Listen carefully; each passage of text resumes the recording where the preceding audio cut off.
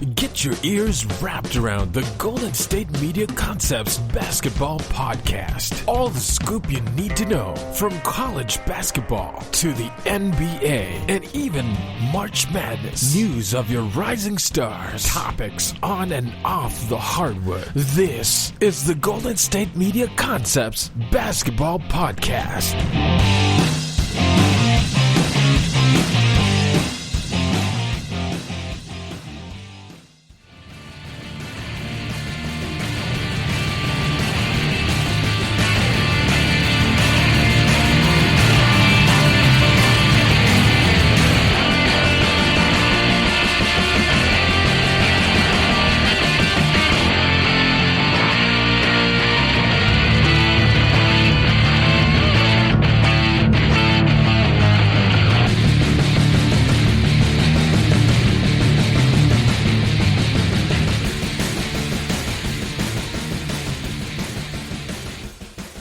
What's going on, guys? You're listening to the GSMC Basketball Podcast. I'm your host on Mondays and Thursdays, Casey Foreman. Thank you for tuning into this week's episode. To today's episode, in specific, a whole lot to talk about, talking about a whole wide variety of things today. Like I said on one of my podcasts last week, with the NBA season coming to a close, was it last Sunday already? Yeah, I think it was last Sunday.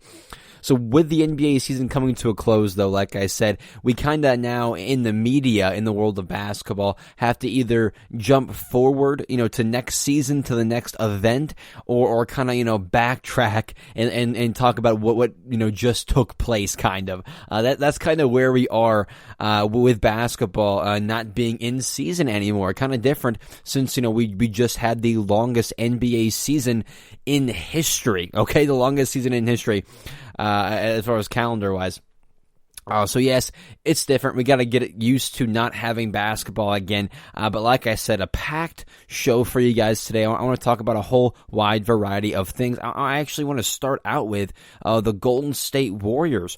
They obviously not a rebuilding team. However, they have the second overall pick in this year's NBA draft. I want to talk about what they should do with that pick and what that could do for their chances next year.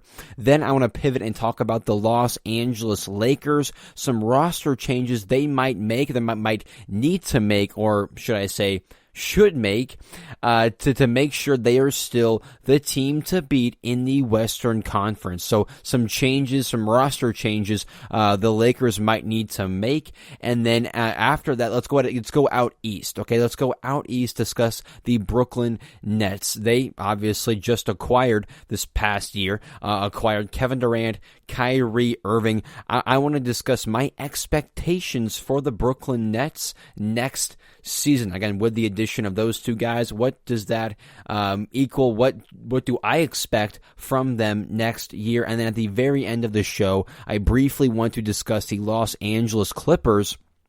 What should they do? Because we stories are coming out, stories are coming out about the Clippers last season, lack of leadership. We know that was an issue with them all year, but turns out there were more problems in the locker room than we were told, than we knew.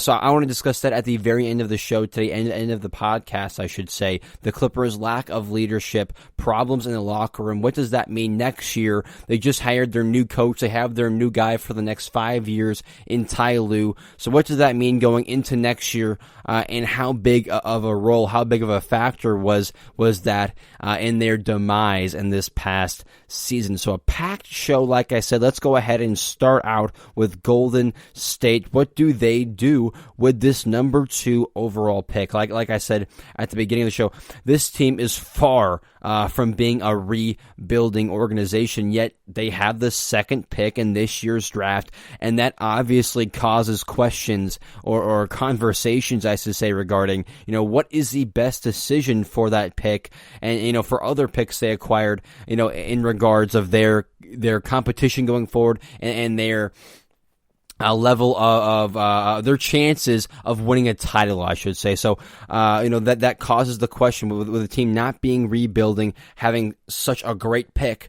What do they do? What is the best decision with that pick? And how will that affect them going forward, their chances going forward, okay? With Steph, Clay, and Draymond all being, I think, arguably all being in the primes of their careers. You could argue possibly tail end prime, but I think all three players are still in the prime of their careers. What we saw from them on the biggest stage possible in the 2019 finals, that was the last time we saw this group together, and I think at full strength, they take down the Toronto Raptors even without Kevin Durant, full strength now, I should say. But either way, I think all three guys are still in the prime of their careers, and you got to make the move with this second overall pick. You got to make the move that will translate to winning immediately. Okay, not in a couple of years. We'll develop this guy, and hopefully he becomes the guy we need him to be, and we can get back to contention. But no, that is not the case. You need a player that will contribute to winning immediately right now. And in the latest news, according to one of the Warriors beat writers, Connor, again, I apologize if I butcher this. Is it Letternew? Again, I'm sorry if I'm butchering that. Either way, a Warriors beat writer, Connor L, I should say, he came out and said the Warriors will likely pass. They will likely pass on selecting center James Wiseman with their number 2 overall pick. And if you're familiar with Wiseman, he is seemingly the best overall center or big man in this year's draft. Seemingly, we didn't get a whole lot, didn't get a chance, I should say, to watch him a whole lot at Memphis. Only played a couple of games due to a personal and a conflicting situation with him in the NCAA. But either way, not a huge sample size as far as what he can do on the court. And maybe some question marks from off of the court as well. So the Warriors, as of now, it's looking like they will pass on selecting center James Wiseman. So again, I'm pretty much A-okay with that report and with that move. Wiseman, not necessarily a big who can stretch the floor, not known for his perimeter defense as well. The Warriors needing a guy who can switch defensively, knock down an outside perimeter shot to spread the floor. So I'm not sure James was the best, or Wiseman was the best pick or the best fit for the Warriors in the first place. But with how the league is going, the Lakers winning the title this year, showing that size and height still do matter. The center is not necessarily a useless position that, like people like in the Rockets organization where we're kind of thinking at a time. So the Lakers proved that height still matters. So it would somewhat be understandable if the Warriors ended up taking Wiseman with that number 2 overall pick, because of their need for size, rebounding, shot blocking, a post presence, paint presence. So it would be understandable, but again, with Wiseman not having the ability to necessarily spread the floor, guard the perimeter, guard multiple positions, I was not thrilled with the idea of them drafting him in the first place. So with that story coming out, I am, like I said, all okay, A-okay with that story. Connor, however, he sees Golden State selecting Anthony Edwards from Georgia, I believe. Yeah, Anthony Edwards of Georgia, or possibly Denny Advija, I think that's how you say it, from, I think, Israel. I think that's where he's from. So Connor believes the Warriors are more leaning on the side of Anthony Edwards or, again, Denny Advija from Israel. So Connor is thinking they are leaning more of the guard, small forward, wing type player who is more transitional, can do more with the ball, can do more than say a Wiseman could. Maybe not as good at his position as Wiseman, but still can contribute, more of a versatile player as well. So I understand the reports of them eyeing Edwards and Advija, but still, they don't have they have a couple of centers or power forwards with Looney and Marquise Chris. So they do have, those two guys as far as the forward or center position goes. But if you guys know, both Looney and Chris are undersized big men. Neither of them are over 6'9", I would say. So both of them being undersized, not really a threat, I should say, to a guy like Anthony Davis, Karl Anthony Towns, Joel Embiid.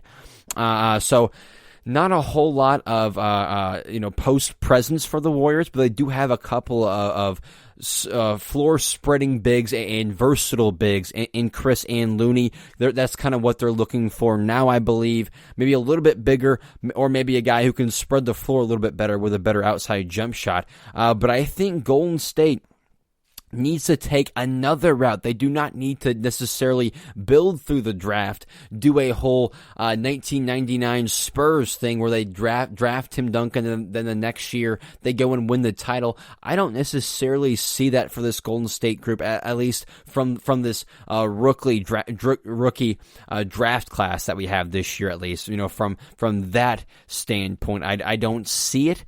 If we did have a Tim Duncan in this year's draft, then heck yeah, why couldn't the Warriors be, the repeat history and be the recent Spurs? But no, I think Golden State needs to take a different path. I'm not, sold. I'm not in love with Anthony Edwards or necessarily anyone from this draft class. I think the biggest upside as of now is LaMelo Ball. That's the easiest decision right now, I should say. I do like Killian Hayes. I think he's a promising young player. Anthony Edwards maybe has promise. Not a big fan of his shooting percentage in college. Now, I just don't quite know a whole lot about any other prospect. So because of all of that, me not really being sure who he is, I do think, and I'm sorry, another point, and with the Lakers showing size still matters in the NBA, like I said, them winning this year's title with Dwight Howard, JaVale McGee, Anthony Davis, playing, at least Dwight Howard and AD playing high minutes, showing the center position, power forward position is not disappearing. It is still a factor in today's league. So with those things going into play, and there being, and like I said, with me not being in love with any necessarily being in love with any draft prospect this year, I think the Warriors do need to take another route, probably the route of flipping the pick, flipping some assets they have, and getting a potential all-star or veteran caliber player to help them win immediately. A couple of players that come to mind, Marc Gasol and Serge Ibaka, should both be available in this year's free agency. So the Warriors also have a $17 million trade exception. So possibly, maybe we do a whole sign and trade thing. They sign him and trade him to the Warriors for that 17 mil. Not sure. Either way, Serge and Mark, both bigs who can spread the floor, both play both sides of the ball, offense and defensively. So I would love the addition for Golden State of Marc Gasol or Serge Ibaka. But that isn't necessarily number 2 overall pick worthy. That is simply a depth move that simply needs to happen. They need more size. They need more defense. They need a guy who can spread the floor better. So Marc Gasol and Serge Ibaka both would be great players in the Golden State system. I believe both would fit well.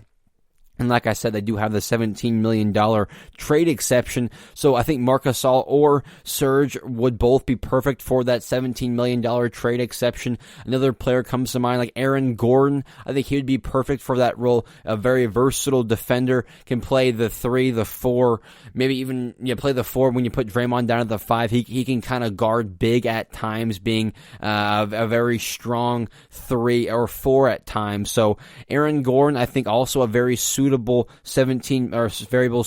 suitable suitor, I should say, for that $17 million trade exception as with Serge or Marc Gasol.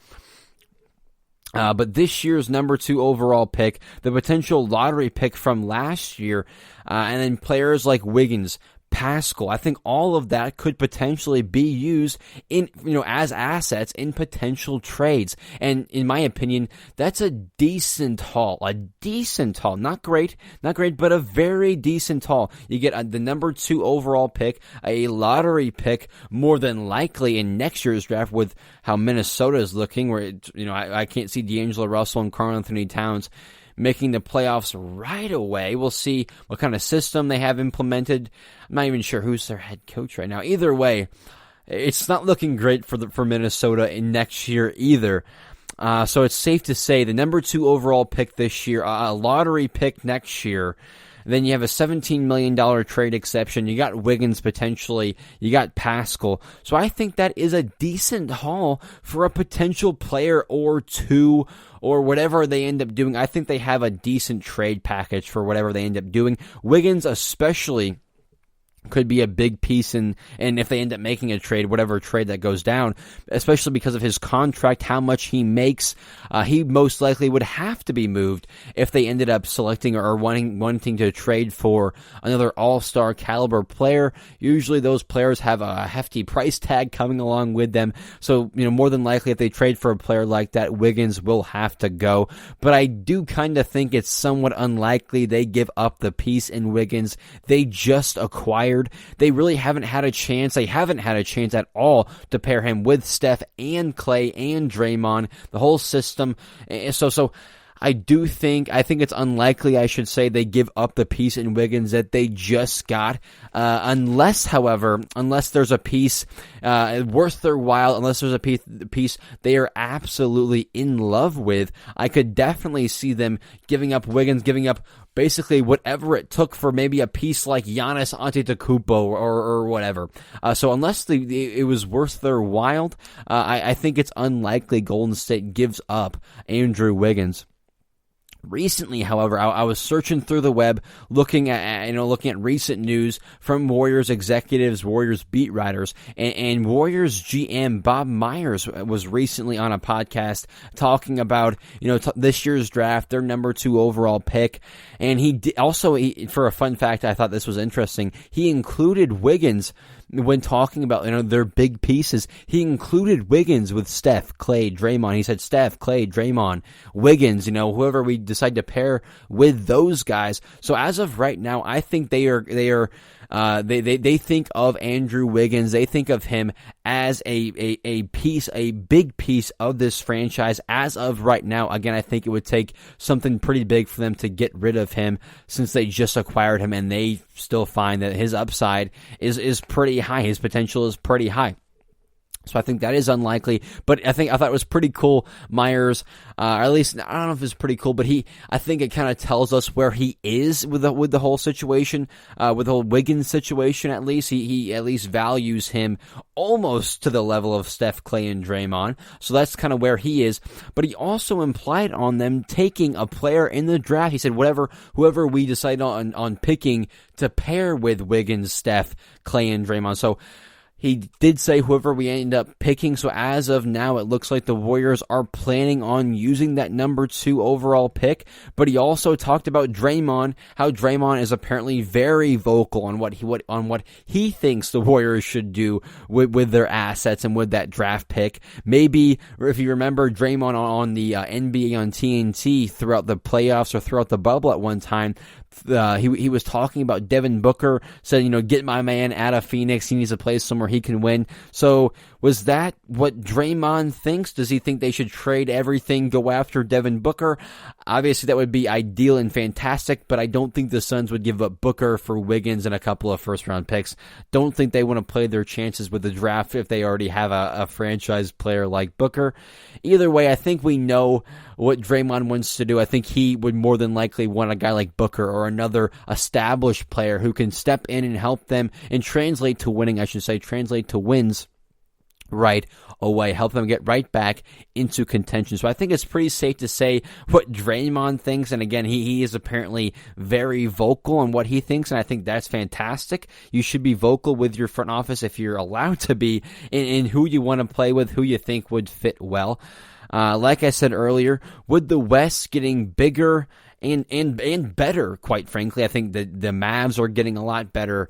Denver obviously getting a whole lot better. The Clippers aren't going anywhere. The Lakers obviously, the Trailblazers, the Pelicans should be getting better. Golden State now. So obviously the West is getting bigger and better. And I don't think it's the Warriors. I'll say it again. I don't think it's the Warriors' best option to go with the draft pick. Who is even to go with the draft pick, and I think it's their best option to go for a trade. But that comes up with another conversation: who is even available via trade? Obviously, everyone has heard the whole Giannis is available. Giannis wants to play in Golden State. Golden State has the best package for Giannis. Blah blah blah. I think they have one of the better packages for him. Not the best. There are better packages out there, but But I do think Golden State has a decent package for him, and we've all heard the rumors, I should say, that's my main point. We've all heard the rumors, Giannis to Golden State. I do think that is a little bit far-fetched, but do I think it is impossible? No, I do not think it is impossible. If a player wants to leave, he declares he wants out, says that this is the only place I want to go, that organization does not have a whole lot of options. However, Giannis doesn't necessarily seem to be that type of player, of player, I should say, honestly. As of right now, we didn't think Anthony Davis would do that. We see him, forcing a trade from the Pelicans. Kyrie forcing a trade. So this happens. Kawhi is another perfect example. So this happens. It usually happens to the player we don't usually expect it to happen to, I should say. So just because we don't expect Giannis to do that, I don't think it's impossible or too far-fetched. However, I think this is the most far-fetched option out there, or scenario out there, I should say, for Golden State and for their potential trades, or trade suitors, I should say. So Giannis, far-fetched, but still possible, I should say. Another name out there, Victor Oladipo.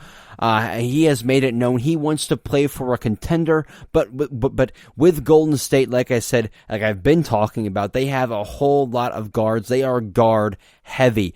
So I don't think Victor would be the perfect suitor, a 6'4" shooting guard. Not sure if he is the best fit. They just acquired a wing in Wiggins. I think the best option for them overall is to go out and get a power forward or center who can spread the floor, however, who can also be versatile on the defensive end. That is a lot easier to say than to get, I should say. Those guys aren't just falling out of the sky. I think the best one out there is obviously Anthony Davis.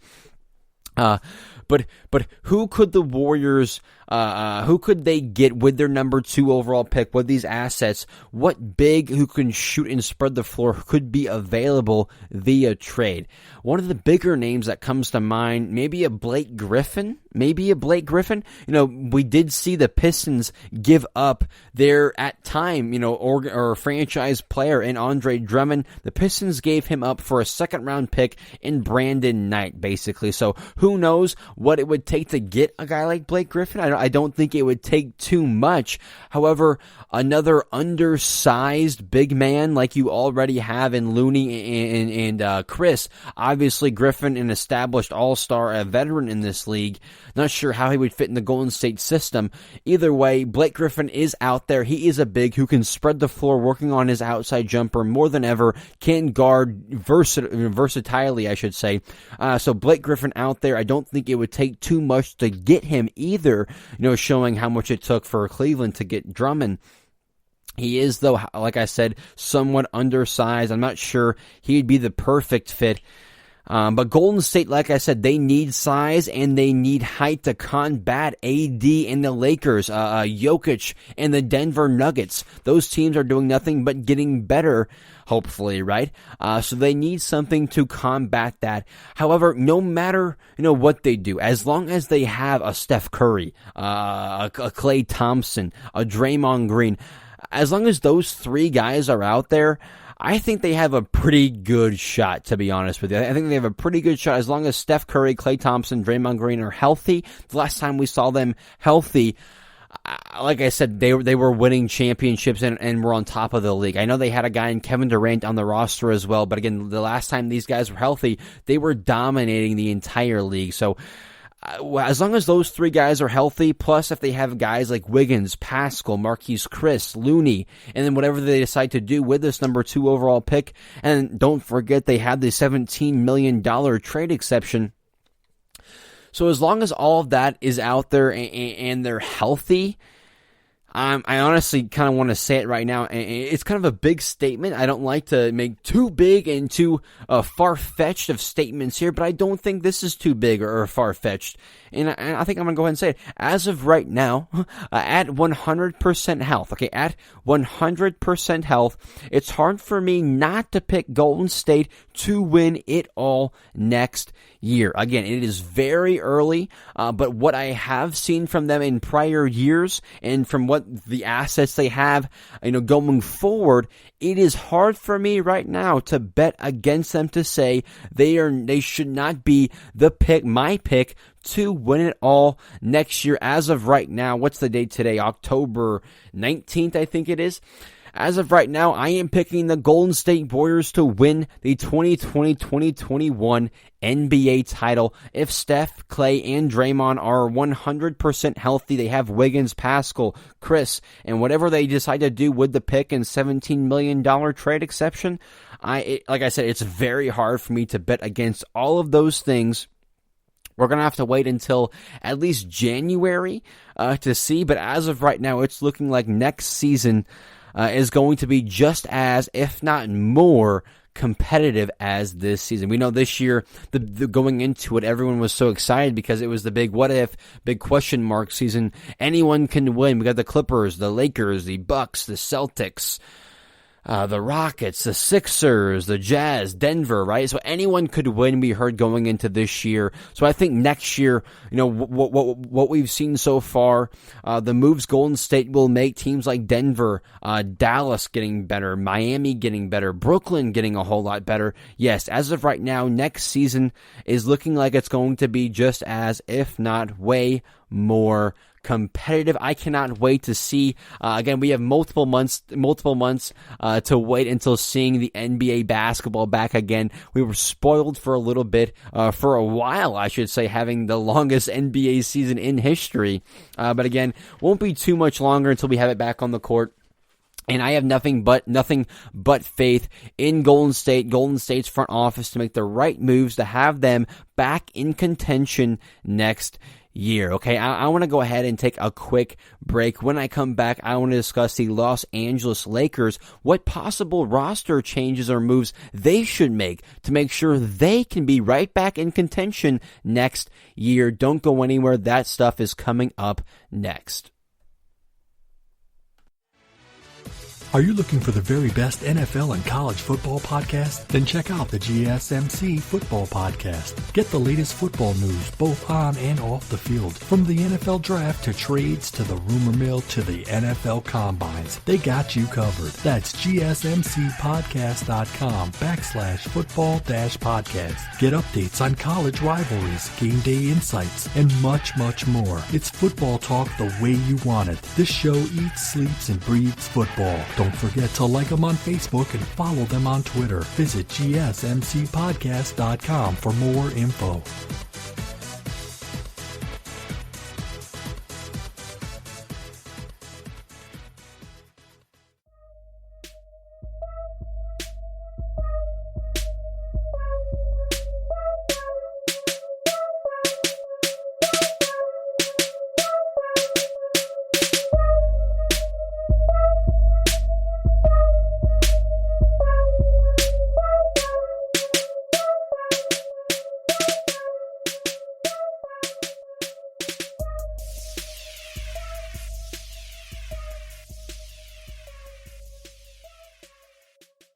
All right, guys, welcome back. Like I said before the break, I want to discuss the Los Angeles Lakers, how they can possibly improve their roster so they can be right back in contention to rule the Western Conference next year.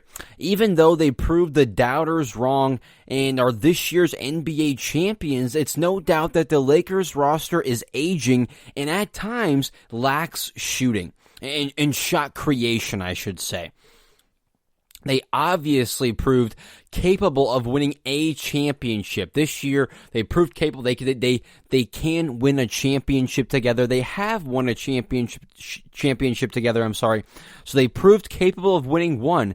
But can they win two? We know the second one is even harder than the first, and usually it takes changes from year one to year two. You got to update the roster, update the game plan, or else teams will kind of get to know you, beat you, and beat you. Quite frankly, it's that simple. If you don't update as times are changing, you will simply get left in the past.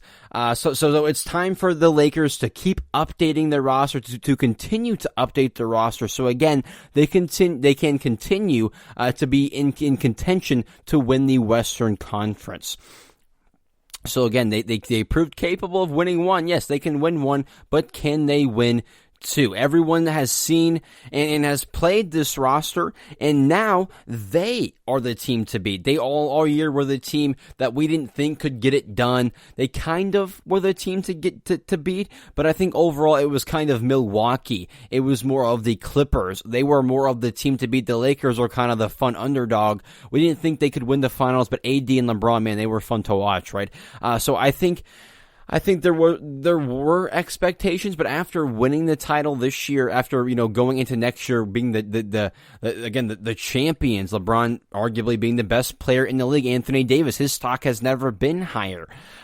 So now they are the team to beat. They have the targets on their back, and like I said, with the roster getting older, I started thinking about how this team can improve, and realistically, though, okay, realistically, I'm not some Laker fan, I'm not some guy saying, they're going to go get Giannis or Luka Doncic or Damian Lillard or some crazy outlandish statement, right? No, I'm not here to tell you guys that stuff. I'm going to be realistic and keep it real, right? Keep it real.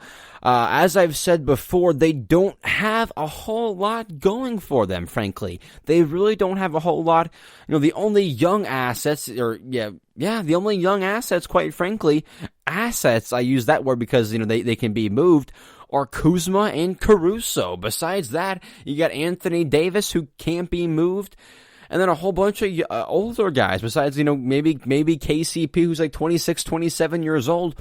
Besides that, it's a whole lot of older guys, an aging roster. The only young assets on the team, Kyle Kuzma, Alex Caruso. Not sure how high the stock is for them now. I think maybe as high as ever, arguably, but not quite sure how high it truly is.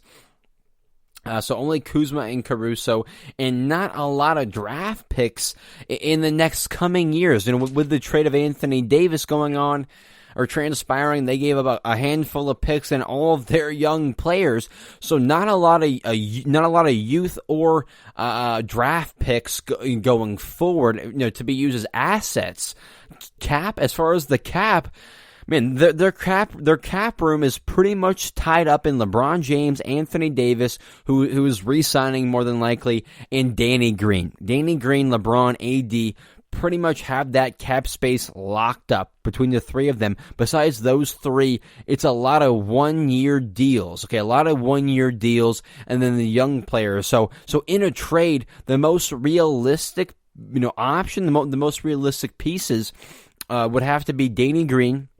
Because of the amount of money he makes, you got to clear up that cap room if you want another decent player who's making a decent amount of money. So Danny Green has to go, and then more than likely the young players like Kuzma and Caruso, who might still have upside in them, probably have to go too, and then whoever else or whatever else the other team wants. So Danny Green, Kuzma, Caruso, maybe Avery Bradley if they want, maybe you find some future picks down the road, or maybe I'm not sure what LA has up its sleeve, quite frankly. But still, Green, Kuzma, and Caruso will have to be the foundation of the trade that transpires.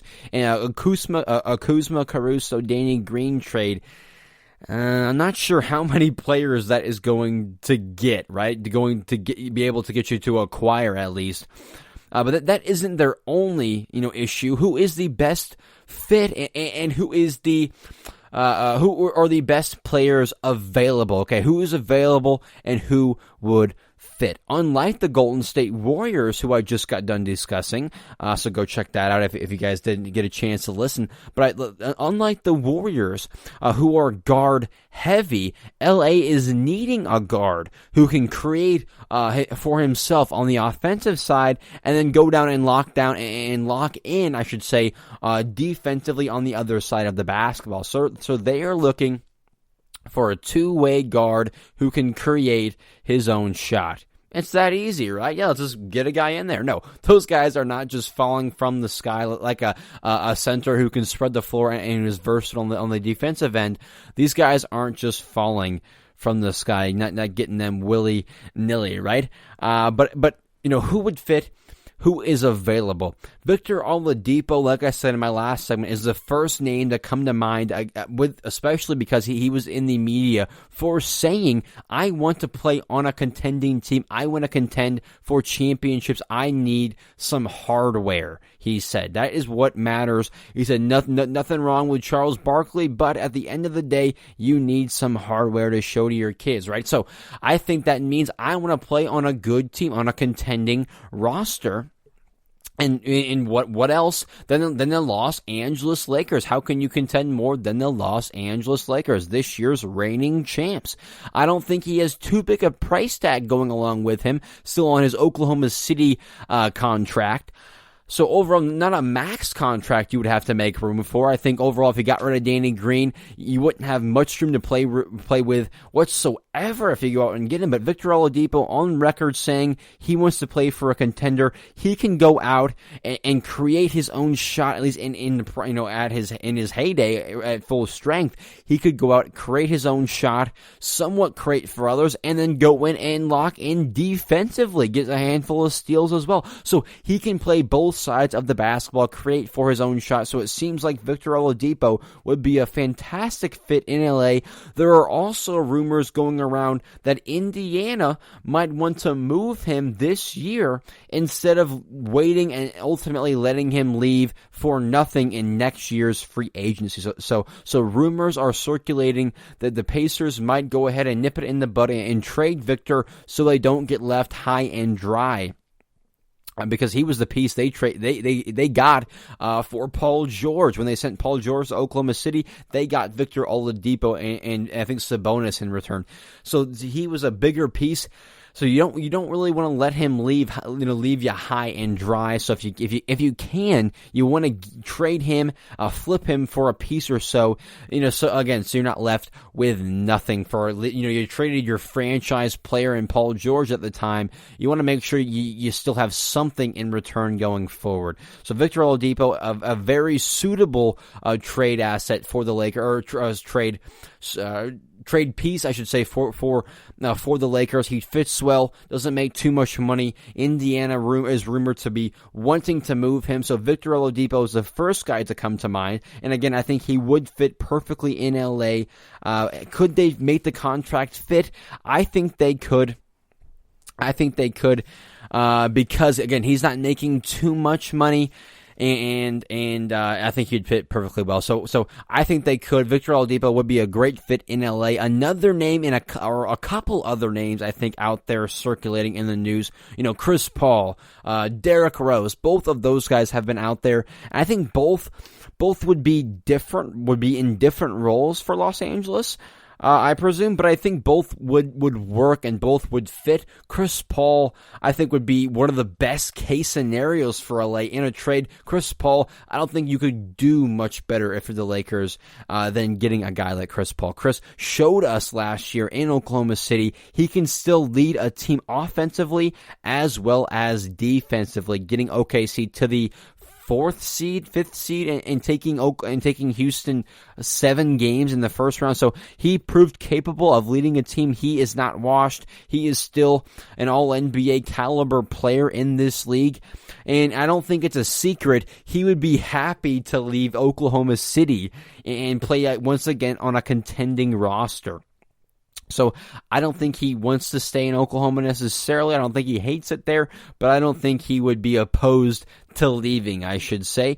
And I'm just not sure, though, LA has enough financially for the Chris Paul move. He has quite a bit of contract that comes with him, so I don't think LA has enough cap room-wise to get Chris Paul. If they could, do a little bit of financial guru financial magic and make it work. Again, like I said, I think Chris Paul would arguably be the best case scenario for LA.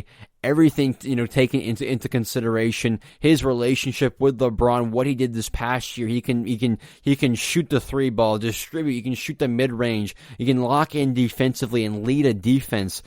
So I do think adding him to the Lakers could potentially be the best scenario for them. The other name I tossed out there, Derrick Rose. Derrick, however, would be in a different role than Chris Paul. I think he would be more of a six-man leader of the second unit with him. What he did this past year with the Detroit Pistons being their sixth-man, playing very good in that role. Started at times, but still for the most part said, I'm going to try to win sixth-man of the year, have that be my new role in the NBA. So I think that would be his role on LA. I don't think I would love him necessarily back in the starting role. I think he now in his career would probably fit best coming off of the bench, so a different role than Chris Paul. But Derrick Rose can definitely still play offensively. We saw that last year, and I definitely think he has potential to lock in defensively and play motivated defense, I should say. So yes, I do think Derrick and Chris would both be good options, but I don't think Derrick Rose fixes all of the problems or gets you to a place that, say, a Chris Paul would. So getting Chris Paul, I think, fixes a lot of your problems. You have consistent shooting, consistent defense. He does tend to get hurt, quite a lot, but either way, he had good success this past year. You kind of got to knock on wood for that stuff. But good success this past year from what you saw. The track record's good, has a good relationship with LeBron, can play on both sides of the ball. Chris Paul fixes a lot of the Lakers' issues that Derrick Rose just does not. You probably have to give up just as much to get Derrick. Actually, with the Pistons organization, not sure if you have to give up as much. Probably have to give up more to get Chris Paul. But again, how much do they have to give up? Chris Paul, though, like I've been saying, would be the ideal pick. And I'm not sure if you guys have heard this. You probably have heard this, and probably from some crazy Laker fans, just going all out of perspective. But one more name being thrown out there in these rumors is a guy like Bradley Beal. Beal coming off his career best season in Washington at 35-5, was snubbed of the All-NBA team list, snubbed of the All-Star team list because of his team's position in the rankings and in the win-loss column. That overall was the biggest effect on Beal not getting the All-Star or All-NBA accolades. So if Beal wants those, going to the biggest stage like LA would definitely help him, insert him into those roles, into those positions.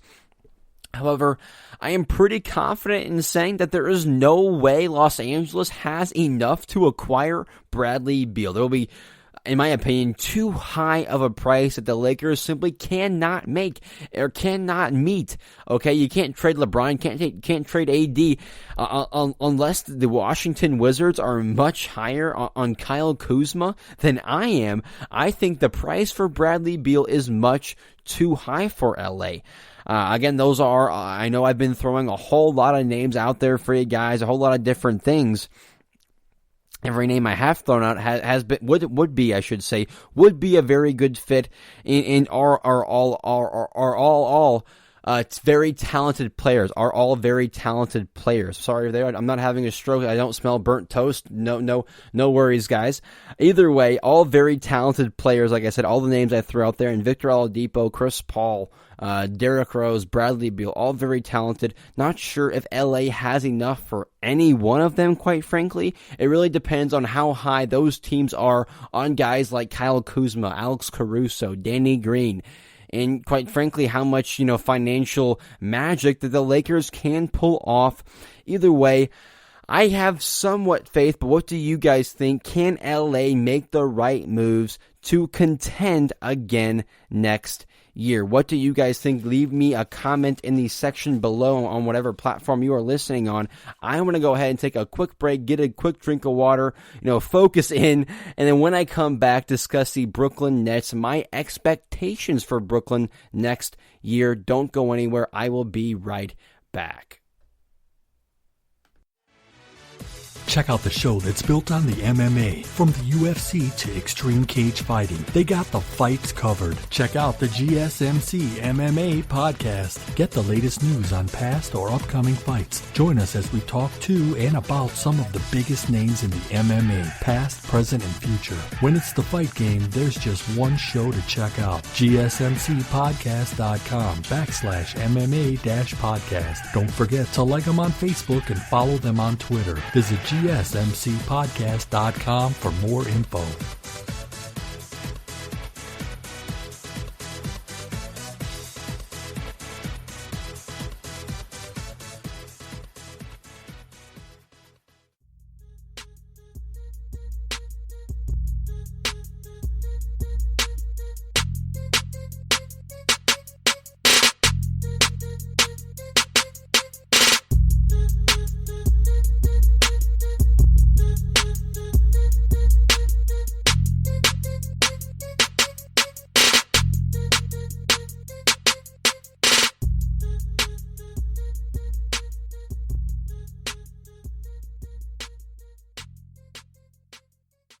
All right, guys, welcome back. Like I said before the break, I want to discuss the Brooklyn Nets next year. Okay, next year, my expectations for Brooklyn, what should they be able to accomplish after adding guys like Kevin Durant and Kyrie Irving to a roster that has already made the postseason, both of the last two prior seasons without them. So what does that mean for the Brooklyn Nets after adding two all-NBA caliber players, adding those two guys to a roster that has already made the postseason both out of the two out of the last consecutive seasons? What does that mean for Brooklyn next year? I think it means a whole lot overall. Let's go ahead and start with Kevin Durant. Okay, let's start with Kevin Durant. He left arguably the perfect situation in Golden State. So in Golden State, a quick recap for you. He won 2 championships in 3 seasons. Okay, won 2 championships in 3 seasons, 2 finals MVPs. And then with the loss to the Toronto Raptors, I know the biggest thing with him throughout his whole tenure there was the whole, the doubters, the haters, I should say, saying, they don't need you, they won without you, you snake, you went to a loaded team already. So that was the biggest thing to Kevin, I think, and that had the biggest effect on him leaving, in my opinion, and from, articles I've read, books I've read on the situation. So I think that was the biggest, factor in Kevin leaving Golden State, the whole narrative that they did not need him to win. However, with the loss to Toronto in the 2019 finals, I think that whole narrative basically disappeared or was basically erased. They proved that they could not win a championship. They were injured. Yes, Clay was injured, wasn't fully healthy. They were playing Quinn Cook and Alfonso McKinney 30 minutes in an NBA Finals game. I know, but still, I think that did somewhat erase the narrative that they did not need him to win a championship.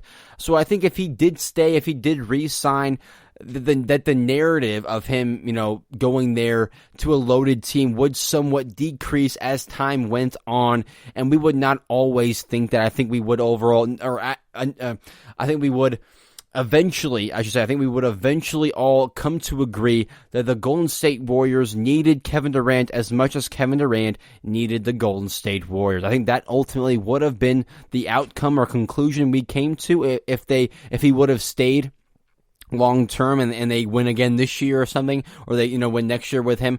Either way, he leaves, in my opinion, because of that whole narrative as to where they didn't need him. So Kevin Durant leaves arguably the perfect situation in Golden State. And then as for his co-star in Kyrie Irving, Kyrie leaves a deep and loaded roster. Arguably the perfect situation for him was in Boston as well. So both guys arguably leave the perfect situation. Kyrie, after demanding a trade from Brooklyn, he ends up going to Boston. That was one of the teams he wanted to go to, though. So after demanding the trade, being the face and the leader in Boston of the team, of the Celtics, had a supporting cast of Jason Tatum, Jaylen Brown, Marcus Smart, Gordon Hayward, coached by Brad Stevens. So he had all of that going for him. But both of them, they decide to leave those things behind. Kyrie chooses to leave behind Tatum, Brown, Hayward, Smart, the face of the franchise. I think he arguably still is. Now he's the co-face. But the legendary, or the veteran coach, I should say, in comparison to what they have now in Steve Nash, a first-year coach, right? So Kyrie leaves all of that. Kevin Durant leaves, Steph Curry, Klay Thompson, Steve Kerr, the structure in Golden State, the ball movement, the game plan. So both of those guys, like I said, leave arguably the perfect situation to play with each other in Brooklyn. Ultimately, it came down to Kyrie wanting to play in Brooklyn, Kevin Durant wanting to play with Kyrie, so we said, yeah, let's go to Brooklyn. I don't want to be the savior of the Knicks. Maybe that's too much pressure, or they don't care enough, or they don't care at all about the Knicks, whatever. They choose Brooklyn. They choose each other over Golden State, over Boston.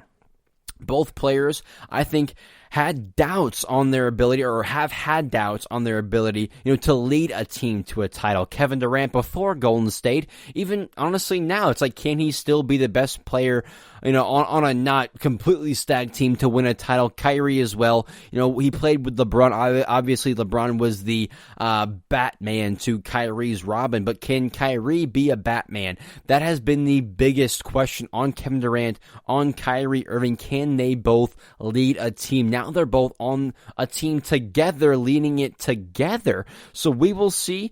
Perhaps that is why they chose Brooklyn as a true legacy standpoint. We will win together. The narrative on us is that we can't do it on the biggest stage. We can't lead a team, so us two together, we do it by ourselves. Perhaps that's why they did that. Perhaps it's just because of their great relationship together.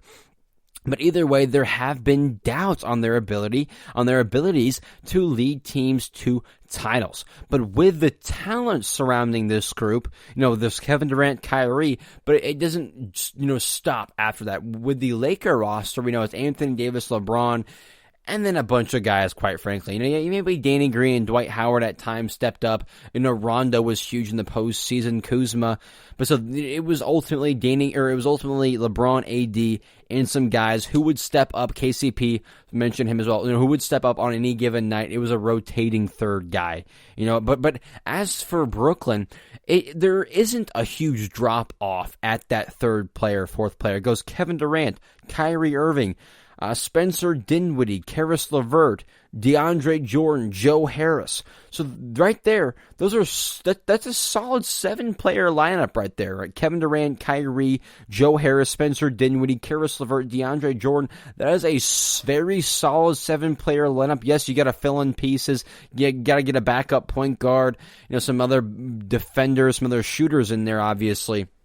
But still, overall, on paper, just looking at those 7 players and, looking at their past track record, making the playoffs both of the last 2 seasons without a Kevin Durant or a Kyrie Irving, just by the will of this team, the game plan of this team, and the spirit, of these players.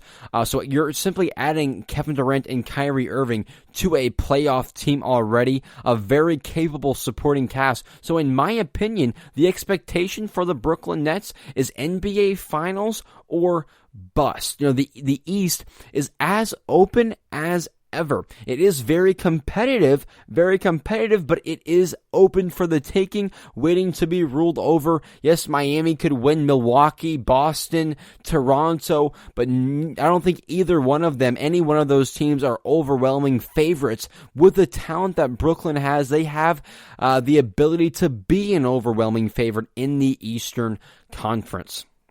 So I don't think it's necessarily title or bust, but you gotta win the Eastern Conference with everything that's going on. You gotta win the Eastern Conference. You gotta make it to the NBA Finals. Again, you don't necessarily have to win the title. It is this group's first year with the stars. It is, Kevin's first year coming back after the injury. But I definitely think they are capable and should be one of the favorites to win it, and should be the favorites to win the Eastern Conference. But with the Lakers, the Clippers, Miami, Milwaukee, Golden State, all those teams not going anywhere, it's understandable that it would definitely be understandable if they don't win the finals next year. So definitely high expectations for that duo in Brooklyn in January. That, like I've been saying, January will be the soonest we see NBA basketball.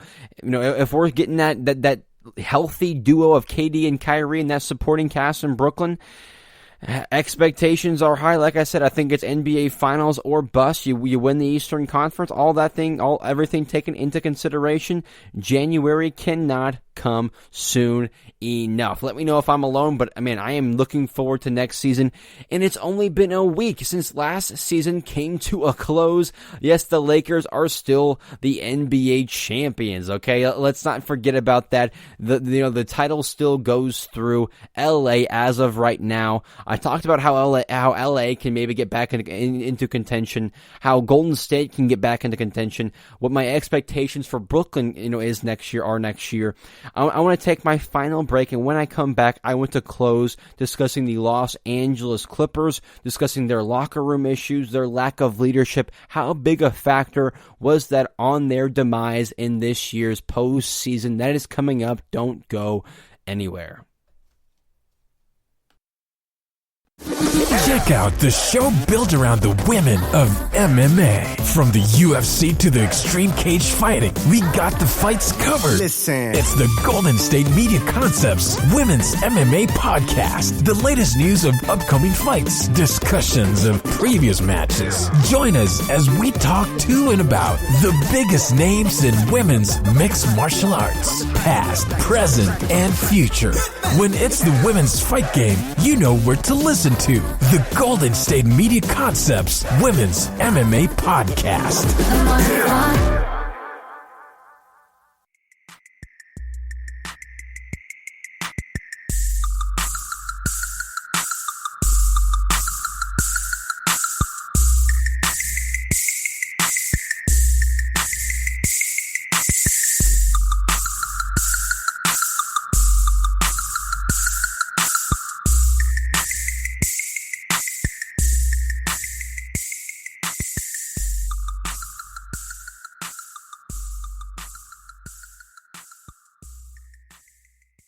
All right, guys, welcome back. Like I said, I want to close today's podcast by discussing the Los Angeles Clippers.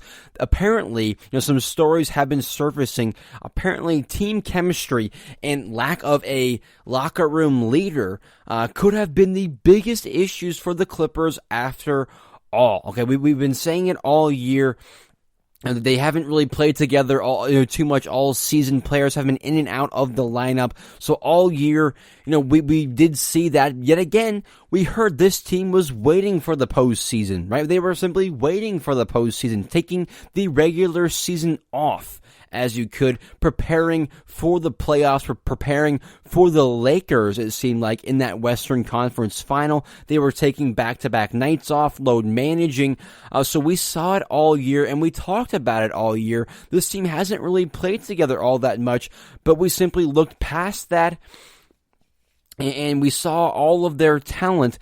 Honestly, due to all of their talent, I don't think I looked past it or ignored it, but people definitely ignored it or looked past it due to all of the talent on that roster. I mean, I don't blame you guys, or I don't blame them necessarily. Paul George, Kawhi Leonard, Patrick Beverley, Lou Will, Montrezl Harrell, Marcus Morris, Landry Shamet, Reggie Jackson. So this team was stacked. This team was deep. So I completely understand everyone saying they were going to flip a switch and be the best team in the postseason and yada, yada, yada. So I understand. But now, like I said, now we have stories surfacing that the Clippers role players were upset with Kawhi Leonard and with Paul George and their special treatment from Doc Rivers and from the Clippers organization. So overall, some role players, no specific examples of role players of what guys are upset specifically, but specific examples as to what maybe ticked them off. I think Kawhi lives, in San Diego. I think it is. He lives, hours away from the facility, so he has to travel to the facility to practices, all that. He lives out of city, out of town. He was cleared to live out of town, though. He lives out of town. He comes in. But however, stories came up and said the Clippers players came out and said that meant, however, Kawhi was usually or more often than not, that would mean Kawhi was late for practice. Kawhi was late for team travel. Okay, so since he was cleared, he's our best player. It's okay for him to be late. It's okay for him not to travel. It's okay for him to be far away since he's our best player, but it's not okay for you to do it. I understand that mindset. In the NBA, it being a star-driven league, you got to expect stars being treated a little bit better than your regular Joe Schmo role player. So you got to expect a little bit better treatment for these guys. But again, him being late to practice all the time, showing up late to travel, postponing travel or pushing back travel, I should say. I can completely understand that, annoying role players, annoying other guys on the roster. So I completely understand, both sides. You gotta give your stars special treatment. Yet again, always being late, always pushing back travel, that would definitely, piss me off a little bit as well. And I'm guessing if the Clippers would have won the title this year or just won the Western Conference, I don't know, we would be hearing all of these stories, all of these things. I think what we would be hearing is, yeah, we had issues, but man, we're the best team. We turned it on when it mattered most, and we won the title. We're the best team possible. I think that is what we would be hearing. And I don't think this is what we would be. I don't think these stories would necessarily be resurfacing. I don't know if it's the Clippers trying to save their tails a little bit from the disappointing season last year, or end to the season after blowing that 3-1 lead. But it definitely makes sense. It turns out team chemistry, lack of leadership as well. Not having a guy to be like, hey, Kawhi, not cool, man. People have issues with that. Or, since you're doing that, maybe you got to play a little bit better on the court. If we're giving you lots of slack off the court, you got to make up for it on the court. That's what I think. So it makes sense on both sides. You expect production and results when you're giving guys such slack. And ultimately, after giving guys such slack and such leeway all season long, what they had to show for it was a blown 3-1 lead to the Denver Nuggets. So it makes sense for the Clippers players to be upset about what happened with Kawhi and PG. It makes sense what the Clippers did for Kawhi and PG, but I do think they need to kind of nip that in the bud for next season. If they want everyone to be locked in, everyone back on the same page, they kind of have to buy that locker room back. I think they do that by saying, less special treatment. We're all on the same page. We're going to do it one game at a time, game by game in the regular season, and then we will see how it goes.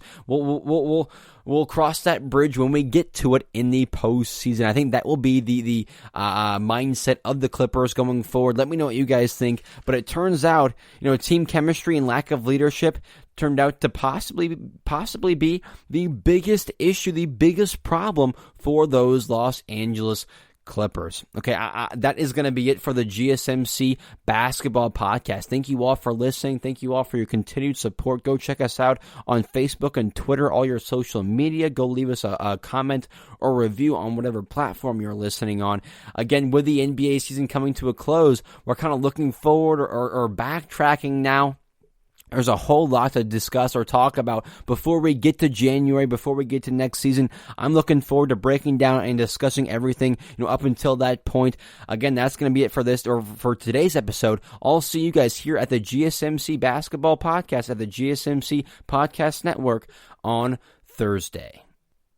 You've been listening to the Golden State Media Concepts Basketball Podcast, part of the Golden State Media Concepts Podcast Network. You can find this show and others like it at www.gsmcpodcast.com. Download our podcast on iTunes, Stitcher, SoundCloud, and Google Play. Just type in GSMC to find all the shows from the Golden State Media Concepts Podcast Network, from movies to music, from sports to entertainment, and even weird news. You can also follow us on Twitter and on Facebook. Thank you, and we hope you have enjoyed today's program.